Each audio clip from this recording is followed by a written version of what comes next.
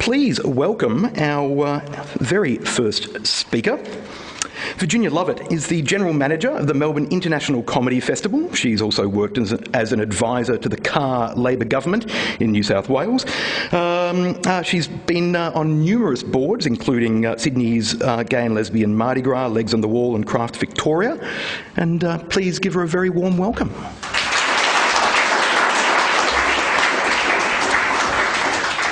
Thank you very much. My family motto, loosely translated, is deny, denial and deny more. I was an only child and I grew up in Beaumaris with my two unmarried aunts. One was bipolar, compulsive gambler, lived quite a different double life. The other woman was yearned for a different life, and then there was my mother. And looking back, I had a pretty carefree childhood, blissfully unaware of any family problems, which were quickly covered up or never really spoken about. My father was a journalist and he never lived with us. As the story went, he had to live closer to work, and as a child I thought that's pretty feasible. He didn't drive, we were on the beach, he liked a beer and he worked a lot. Then in 1975, one of my aunts whisked me off to Disneyland on one of those new fandangled holiday packages, Hawaii, Las Vegas and Anaheim. And back home, my parents were getting one of those quick, new fandangled divorces. So life changed out of the blue. I came home from school one day and we were moving out. My mother was moving in with someone, and I was given three choices. You can stay with the aunts, you can go with your father, who I didn't really know, or you can come with me. So of course I went with my mother down the road to a new life. Not the happiest of times. My aunts had some weird custodial visiting rights, like Friday and Saturday nights I'd go over there. At 16, my father died, and no one told me he'd been in the hospital. He'd been there for 3 months, so I got there 3 days before he died, and he'd had a stream of visitors the days I was there, and one visitor came in and said, you know, Harry, can you take a message to the other side? And he looked up and he said, take your own bloody messages. My mother died a couple of years later, when I was about 21, and she had, again, the denial. She had ignored the cancer, which was now throughout her body. And we never spoke of it. Even as she lay dying, it was never spoken of. So after my parents died, I had to leave uni, and I found a job, and I moved out of the burbs to St Kilda into a share house and a new freedom, really. And it is here at this share house that I met my first love. For both of us, it was our first gay relationship, and for me, it was my first real relationship. And when she left, it was gut-wrenchingly painful. So I moved to Sydney. What a revelation. It was like Babylon. Everyone was so gay, or so it seemed. No one knew my past, and I pretty much reinvented myself north of the Murray as out and proud. And working in the arts was and is very supportive and positive, is a very supportive and positive and accepting environment. And so I count myself very fortunate to have never experienced any kind of prejudice from friends nor peers. My contact with my aunts became weekly weather reports. What's the weather like up in Sydney? Well, I don't know. But my life was an utter mystery to them. They were not sure of what I did, and I seemed to have a number of really good female friends who were willing to put me up in their homes. Then I met someone. She was Catholic and married and had been brave enough to face her family and come out. So in about 1997, I decided it was time to tell the aunts. They were what remained of my family. And I'd supported them through death, suicide attempts, sickness, electric shock treatment. I'm sure they were going to support me. So one weekend, I flew to Melbourne, and with a number of wines under my belt, I launched into it. I've met someone that I think I love. Is it Alan? No, it's not Alan. How many times do I have to tell you Alan is gay? It's Jane. You met her last time we were down. We're moving in together. The silence was utterly terrifying. And then my aunt said, I'm not talking about this. It's disgusting. It's not happening. You don't know what you're talking about, and I never want to talk about it again. My compulsive gambling aunt's only comment for this momentous occasion was different horses for different courses. And so it was never spoken of again, filed away with other stuff they were unwilling to face or talk about. Not sure if it's just me just getting a bit older or a bit mellower, but it doesn't matter to me anymore. In their own way, they accept and love my partner of many years, not the Catholic one, And we see them every second week or so, and one always asks if Rose has a boyfriend yet, or whatever happened to that boy you were going to marry, Virginia. He's gay. How many times do I have to tell you? And I have no idea what they make of us, two 40-plus gay ladies going overseas, buying property, cat, dog. Maybe they think Mr. Right is just around the corner. Denial can be deeply annoying, but I have been true to myself, and I'm very happy. My aunt's lunchtime observations about the gays, and was Julia Gillard-Rudd's secretary, and why don't you have a male boss? And that new tennis player on the TV has a touch of the Billie Jeans, is now just fodder for dinner party stories. Thank you. Our next speaker is Melbourne's own award-winning Wes Snelling, who's been working within the arts industry for over a decade as an actor, singer, writer, comedian, director, production, stage, tour manager and facilitator. He's a fabulous cabaret star, has a beautiful voice and a very wicked sense of comic timing. Please make Wes Snelling very welcome. Hello. Yes, my name is Wes. I grew up in the Kyneton Caravan Park, which is about an hour out of Melbourne, with my family. My parents got divorced when in my teens, and I stayed there with my dad and my two brothers, and my mum moved to Melbourne, and had a great time growing up there. I felt sick for most of the time I was there because I felt like there was something kind of wrong with me, but we'll get to that. When I was 19, I was living in St Kilda in a share house, and I was there with a bunch of friends. And why is that funny? No, we're in the same share house as me. Oh, yeah. We all share the same house. We were in this share house, and technically I came out to a group of friends in a game of Truth or Dare. You know, it was like have you ever thought of someone else of the same sex sexually, like that? And it was like, yes, I have, and that was great. And then that was the first experience of coming out. The next one happened coincidentally because I was very attracted to a boy that I met at the Astor Theatre. And I, in fact, fell in love with him after one day. And I was at the Prince of Wales one night, and he was there, and I went up to him and I said, will you go out with me? And he said no. And I started bawling my eyes out on the steps of the Prince of Wales. And completely coincidentally, my brother walked up at that time and gave me a hug. And he said, what's wrong? And I said, I've just lost the love of my life. And he said, what's his name? And I just was so relieved that he knew, he just knew. And so I put that aside and didn't really think about it much more. I ended up talking that particular boy, we'll call him David, because that's his name. The boy we ended up falling in love. I ended up convincing him to love me. And it got to a point where I realised that I wanted him to be a part of my family. I wanted to be able to take him home to my dad's house in the country and like my brothers take their girlfriends home and be a part of our family. So I thought, let's start with Mum. She lives in Melbourne. She's a bit savvy. So I took her out for dinner at the Gladstone Park Hotel and Tabaret, and said, Mum, I've got something to say. I'm gay. And she said, oh, I know that. Yes, I knew when you used to, put on my heels when you were 5 years old, and I'd say, well, get those off. Your dad's coming down the driveway. So she knew. That was a relief. And so next was my oldest brother, Darren, and took him out for dinner as well to a pub in Sunbury, and told him, and he started crying and just said, I love you no matter what. So that felt very special.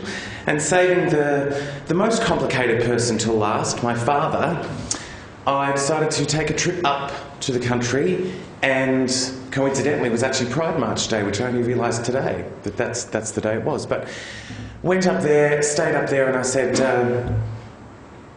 at the time, by the way, I was working at a bar. I was working behind the bar at the Arts Centre and studying drama at Rusden.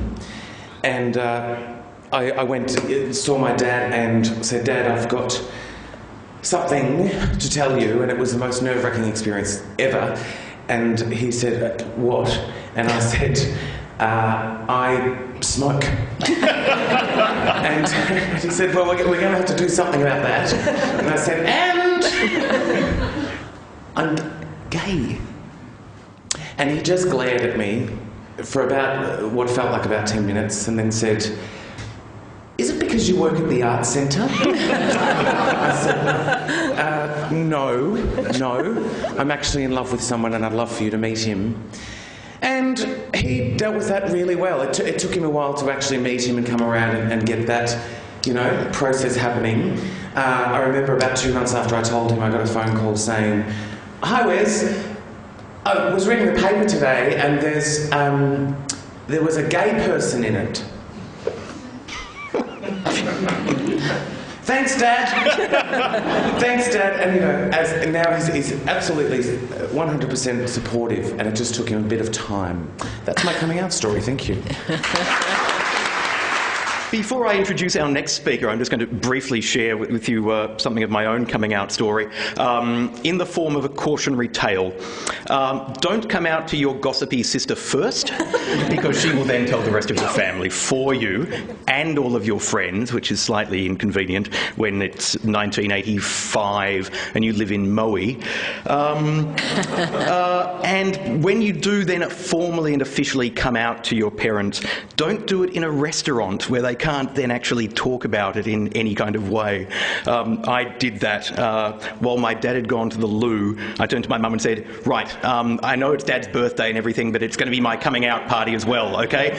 I already know you're gay, Megan told you. And she just turned slightly pale and drank more wine. Dad came back, I did the same thing, and then we didn't talk about it for the rest of the night. It was a very quiet drive home, no questions were asked. It was a really, really bad and awkward way to do it. And for quite some time, my mother in particular was uncomfortable with the very idea of raising my sexuality. For example, when one of my first boyfriends, she rang me and made a point of saying, you can't bring him home for Christmas, your grandfather won't understand, which I knew was actually her not understanding. But within maybe 5 years or so of that, I know that she'd started to come around because she sent me a newspaper clipping from her small country town, Numurkah, where she lived, talking about the gay musical Prodigal, which had been written by a young student from Numurkah High School. When she sent me that, I realised that the ice had really started to thaw and that we could actually start to have a warm relationship again.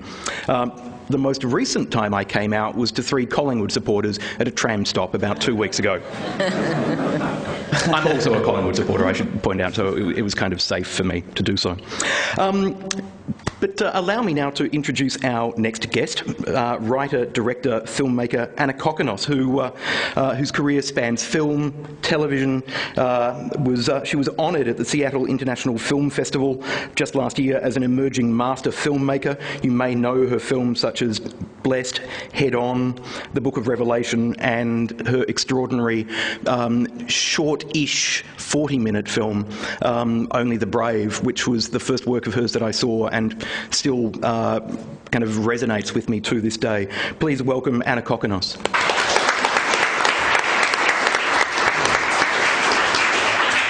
Thanks, Richard.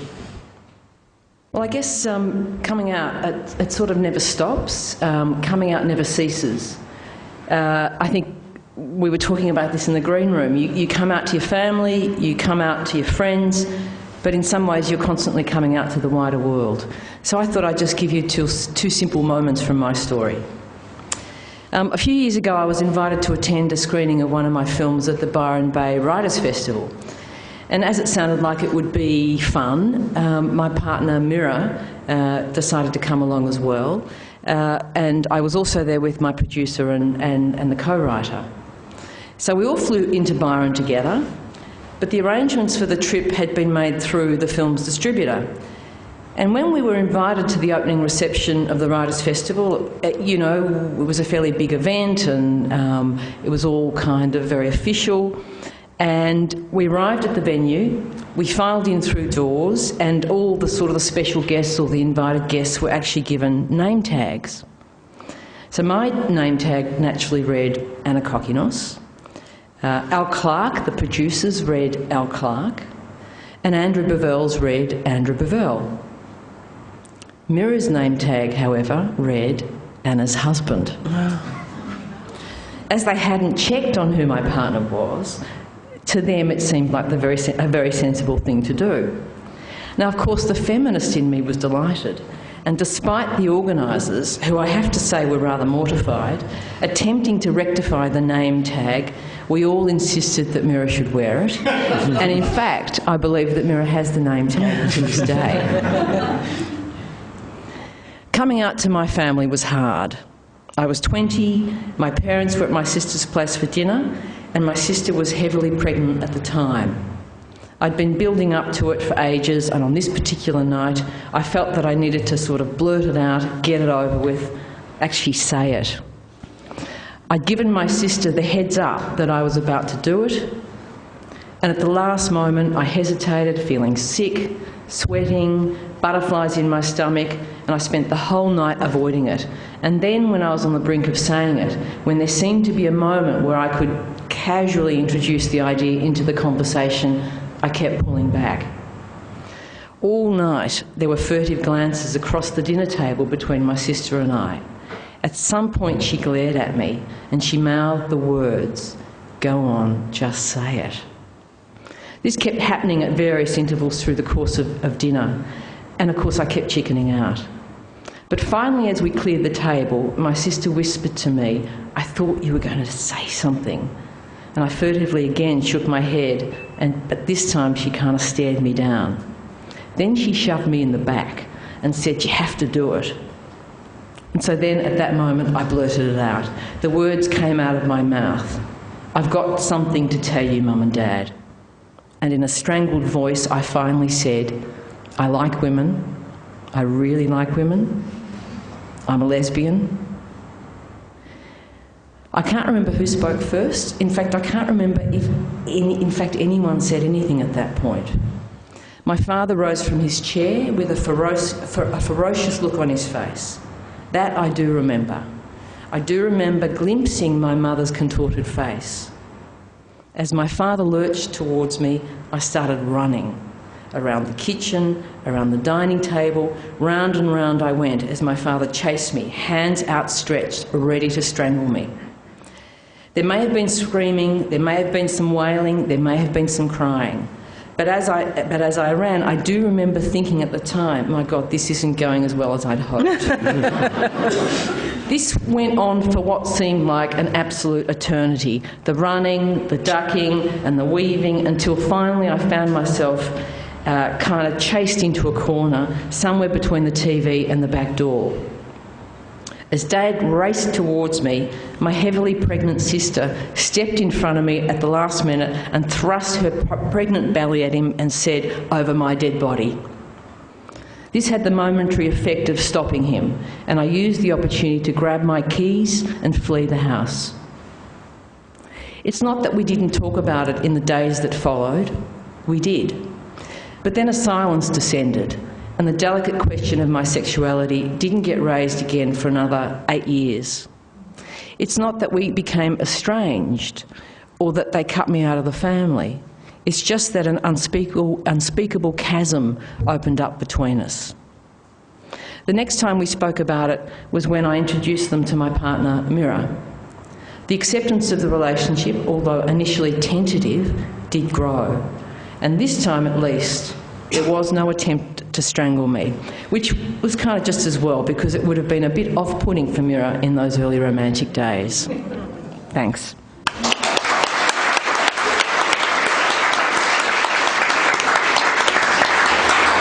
Thank you, Anna. Our final speaker tonight is the writer Tom Cho. Tom's stories have appeared in magazines, journals and anthologies in Australia and internationally. He's also performed at festivals around the country, including in the award-winning show Hello Kitty. He's won grants and awards for his fiction and is currently completing a PhD in professional writing. Please make him very welcome.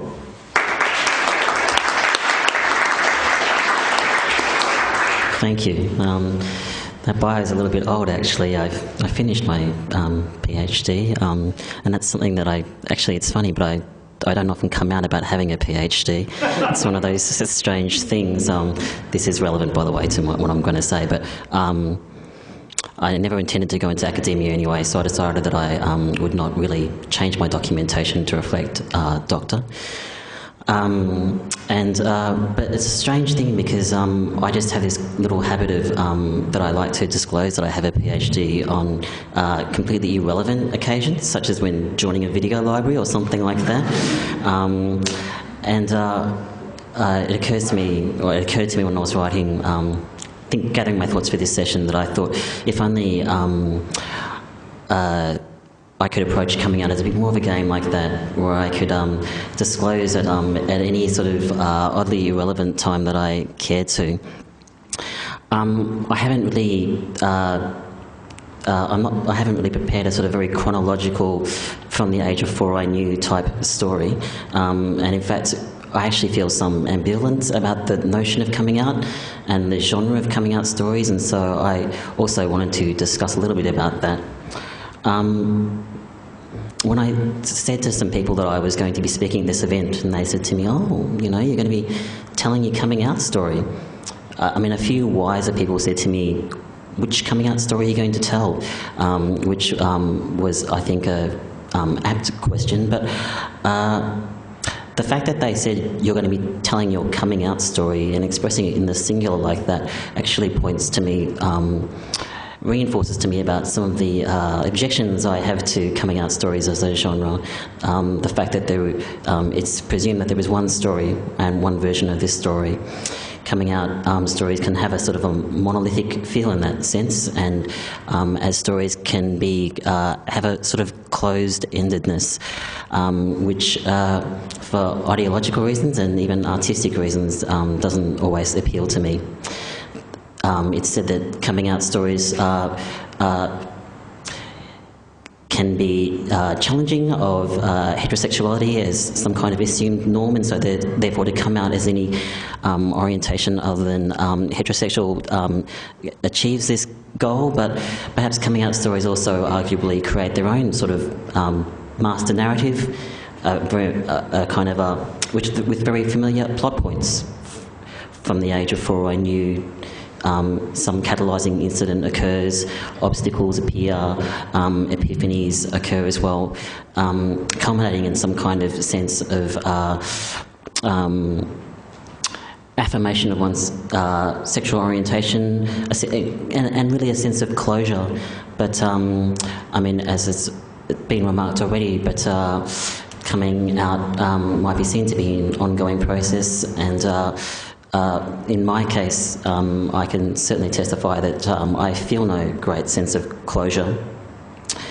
I've also been ambivalent too about the notion of coming out as being a political duty. I know that's very deeply entwined with the notion of pride, and that you're meant to come out and be out loud and proud. But I must admit that I feel some sense of objection to this, because it's so deeply entwined with the notion of pride.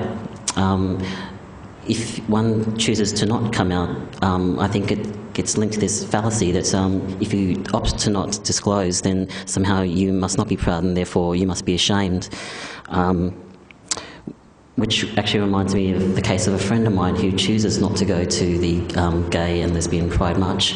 And says that instead, she's a lesbian, and she says that instead she prefers every year to hold her own shame and self-loathing march.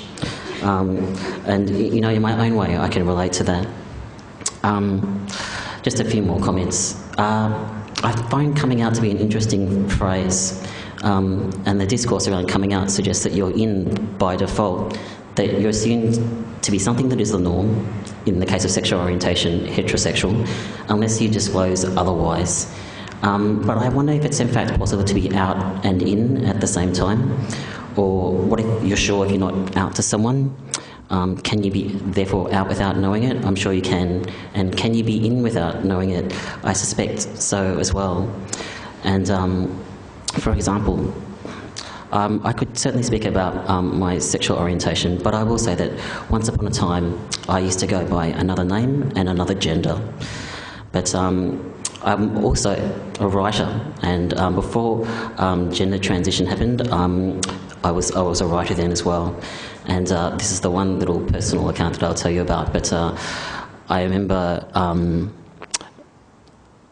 one of the hardest aspects about disclosing my gender identity happened actually in the writing world. It's very difficult when you've got a previous name and more than a decade of publications.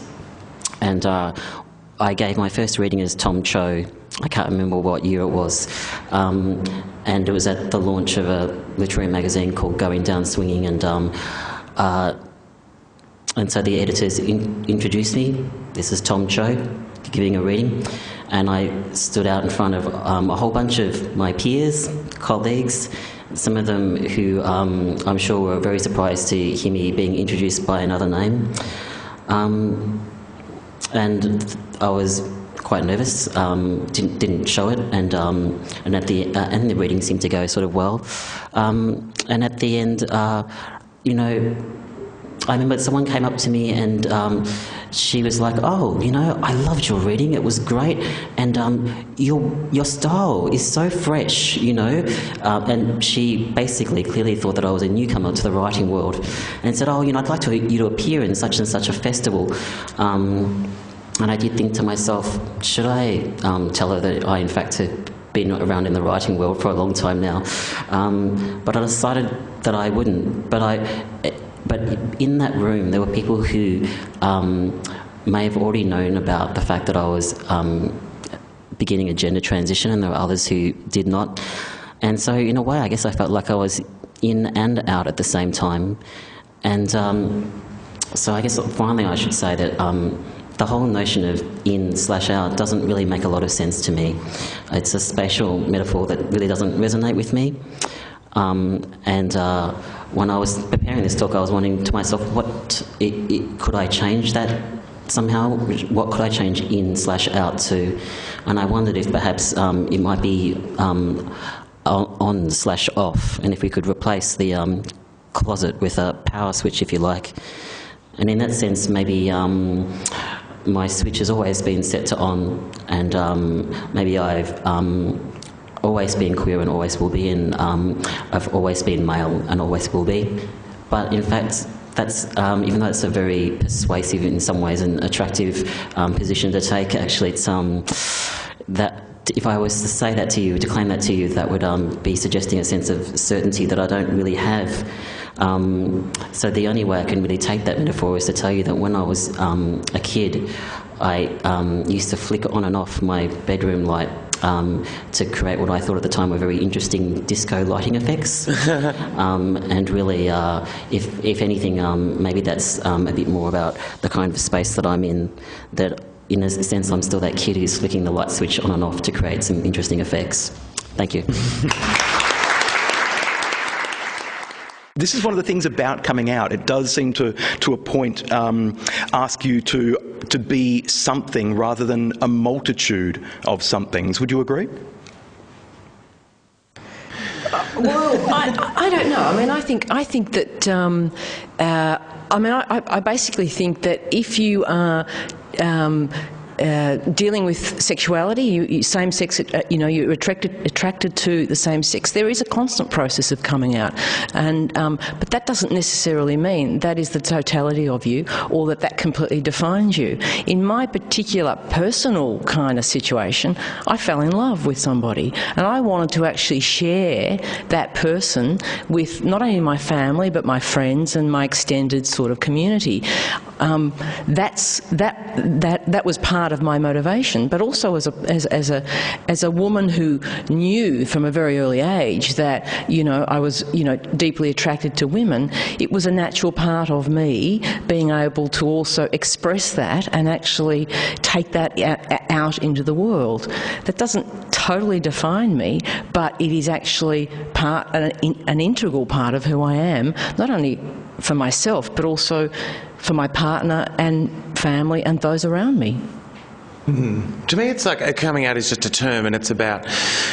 It was about being able to share with family, and I was actually quite relieved that coming out existed because I felt like other people had gone through it.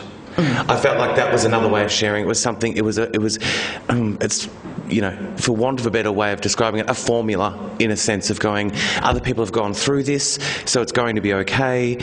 Ideally, you know, it gets to a situation where no one has to come out at all. You know, we're just here. That's what happens. But I think it was a positive term for me to listen to. Oh, I think I probably agree with Anna, is that you fall in love with someone and then you hope that love, you know, or that sexuality doesn't define you. That's not, you're walking, I'm not walking down the street and everyone's screaming, there's a lesbian there, you know. and I sort of strongly believe that this is just, you know, we're just made up of different people. We're a broad church of humans and just some of us are gay, and that's the way, you know, I wanted to live. When I was on Mardi Gras board, I remember one of the first board meetings I was there, that we had community monies to disperse, and one of the women on the board said, I think it should go to deaf lesbians coming out. And I'm like, oh my God, how many are there, you know? What, the phone rings, there's no one there, you must be a deaf lesbian coming out. So I think, you know, I think the community can get a bit tied up with sort of labels and needs and sort of rituals and cultures and I think we have a fabulous culture. You know, I go to some, you know, straight parties and think, thank God I'm not straight. Thank God I didn't get married, you know. But like any community and like any culture, we're made up of various people. Yeah, I agree. Big jigsaw puzzle. Now, the coming out narrative is a very familiar one, particularly in film and also in fiction. And I've got some questions I wanted to ask around that. Perhaps, Virginia, starting with you, so many expressions of the coming out narrative traditionally and historically have focused on the fraught and the frightening, the tension of coming out to the family, the fear of being rejected and so on. Why do you think so few people, relatively speaking, have seized on the comedic possibilities of coming out stories? Oh, I think they have. Hannah Gadsby, I think, talks about her...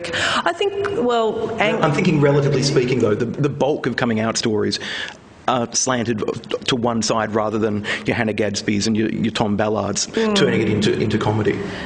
I think from any comedy perspective, you know, when it comes from a fraught or angst position, you do find comedy in that, and I think that's where your survival instinct comes out. Mine did when I was rejected. You think, well, this is actually turning into be quite funny and quite a humorous story. I don't know if I know the right answer to that question in terms of, but I do think a lot of people I know have turned that experience into a funny sort of humorous piece, a bit like Wes was talking. I think it was, you know, it does come from a fraught place. I think just being true to yourself and having to share that with loved ones, there's a lot of, you have to be very brave and courageous, and then I don't know what comes in after that. Anna, coming out stories have been incredibly common to the point of cliche in queer cinema for over a decade. And particularly at Melbourne Queer Film Festival and so on, there will always be coming out stories. They do sometimes rely on a fairly trite formula. Why do you think coming out stories are so ubiquitous in queer cinema? And is it possible to still tell a coming out story in a fresh and new way in film? Look, it's interesting. I remember when we made Only the Brave and Head On, which both deal with, you know, characters who are either expressing sexuality, certainly in Only the Brave, but, you know, it's certainly not a coming out story, but certainly, you know, desire is expressed very profoundly in that film, and also with Head On, which I guess is, I wouldn't categorise it as a coming out film, but certainly when I've travelled the world with those films and actually attended a lot of, you know, very big international gay and lesbian film festivals, I guess the thing that always struck me was that there was a huge audience and a hunger for those films. And secondly, of course, what we forget as we get older is that every generation has got their own coming out stories. And in some ways, those stories have to be told and retold and reinvented, whether they are, you know, whether they're fun, whether they're serious.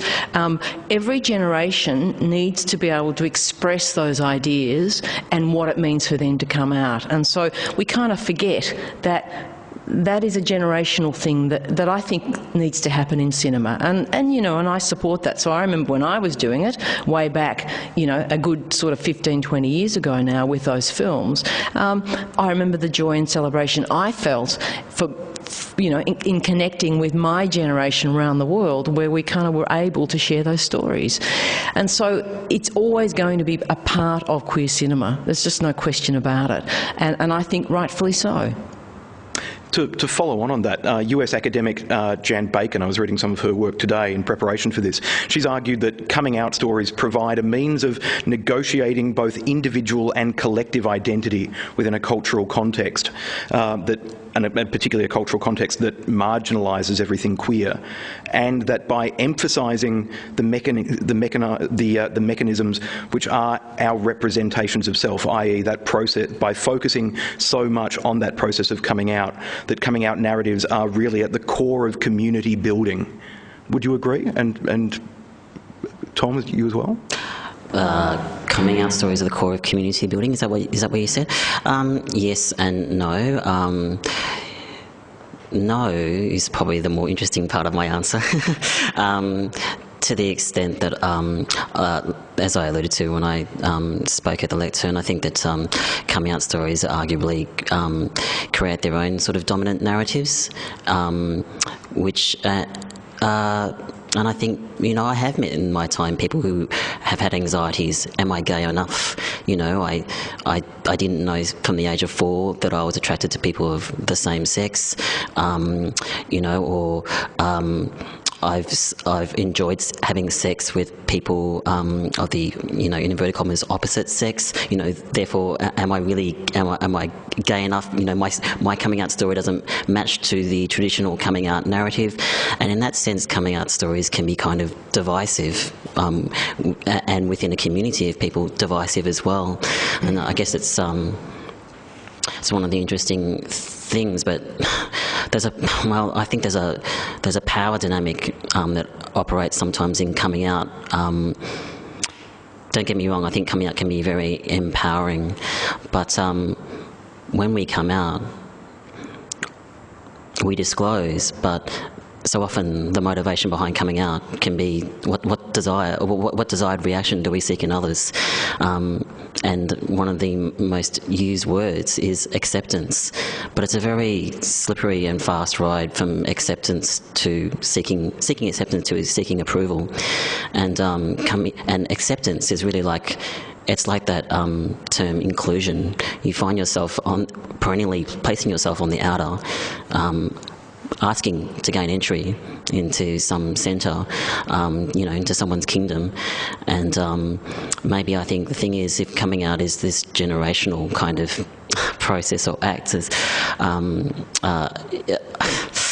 I wonder if really the power dynamics behind that will ever change, and the theory that if we continue to come out, things will get better, and in some distant future we may never have to come out,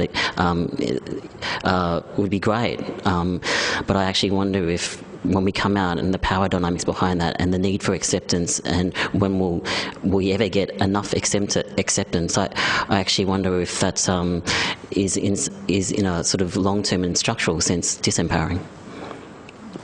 Do you not think it's part of our sort of shared storytelling? Like, the stories of coming out might not just, you know, it's one of those things you just talk about, and it's that sort of thing that binds you together in a little bit. Not that you have to have a coming out story, or it might be something else you experienced with your loved ones or whatever, but to me it is a sort of shared community storytelling that, you know, I am proud to, you know, of who I am. As I said, I don't want it to define me, but I just think, well, you know, if I was, you know, accepted before, I shouldn't be not accepted because I'm gay.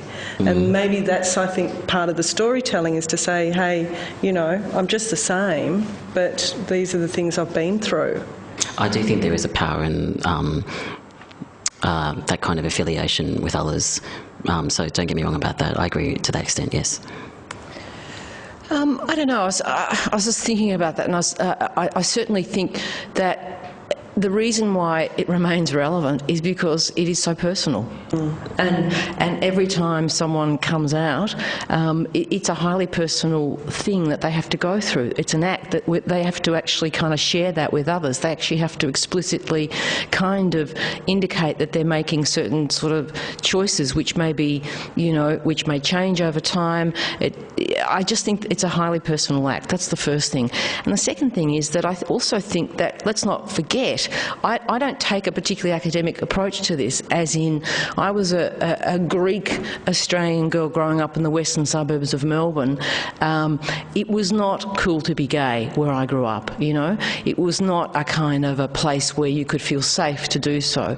Completely different if you're currently living, for example, in a middle-class suburb in Fitzroy with middle-class Anglo family. And I'm not saying, again, and this is a stereotypical kind of cliched view, but it's possible that a kid in that kind of circumstance may find it easier to come out than, say, I did when I was kind of 20 in those circumstances. And so there are cultural differences, there are social questions, there are all sorts of issues that are surrounding what it means for young people to come out, particularly, but I think it is a really important thing to support. And part of the reason I'm here is when I hear statistics about young people in this day and age struggling so powerfully with the question of how to come out, struggling so immensely with kind of homophobia and the kind of the social implications and the way that impacts on them as young people. You kind of have to kind of acknowledge that and say it is still happening, it is still difficult, and it is still, for many people, very, very traumatic. Now, you used the phrase there, Anna, a highly personal act. Where's you've mined your personal life for your performances? I'm thinking specifically of your show Kiosk, for example, which is about growing up in a kind of in a caravan park, as you said, in the country. It's a very personal and intimate show. That notion of transforming the personal into a work of art is a coming out process for every artist. Would it be fair to say, regardless of whether they're gay or not? Absolutely, of course. So I was going to comment on this before about the comedy aspect. I think people, because comedy is such a personal, especially stand-up style comedy, if you're standing up there being quite raw about your life, then I don't know, to take the piss, it's kind of just makes it a little bit easier, I guess, to do. But what was the question? Mining the personal. Mining. You're doing really well. We thought you were actually answering the question, but anyway. I have a very short attention span, so I forgot what the question was before I answered it. I'll go off on a bit of a tangent. I don't know if you've read Edmund White's novel A Boy's Own Story, which was published in 1982. When it was published, it became a classic, and it's the story of a teenage boy coming out. But it was jumped on and lauded at the time. But White himself now says in the book, I don't think it's really the coming out gay novel that everyone really needed, even though it was received as such. The boy is too creepy. He betrays his teacher, the only adult man with whom he's enjoyed a sexual experience. Now, for me, that quote raises a couple of interesting questions, one of which is, why did everyone need a coming out novel in the 1980s so badly? And the answer, presumably, is because there were so few representations around of our sexuality. But for you, a question for you, I guess, Wes, and for everybody on the panel. As a community, is the queer community perhaps sometimes too quick to seize upon queer and queer-friendly works of literature and cinema in our need for validation? Yes, I would agree with that. Absolutely. Do you mean labelling it as queer? As a queer? Labelling it as queer, trying to find the queer where it may or may not exist, and perhaps even embracing very mediocre works just because there's nothing else out there. I find, I definitely find a lot of cynicism when it comes to labelling the work as queer or coming out stories. I think people are, maybe it's just people who have come out or are more comfortable with themselves, but there's just, I don't know if you find this, but people are just going, oh God, not another queer story, not another monologue, with someone rambling on about how gay they are and all of that. That happens a lot. And The cynicism around it happens a lot, you mean? Yes, the cynicism. But I think it's so important. Holding the Man was a book that changed my life, you know, and I read that, and I read that before I came out, and it really did encourage me to, you know, and it was so local as well. It was Holding the Man. It was set in Melbourne, Tim Congreve, and it was just so important to know that there were other people out there who were going through the same thing, because as I said when I started before, I felt sick. I felt literally ill until I was 19. I just felt I couldn't figure out why. I didn't know what it was. And not that just coming out was the answer, but it just made me, it just was this release off my shoulders to say, oh my Lord, there's other people out there who do this as well, who understand who I am. You know? Yeah. I won't say words like bad ones.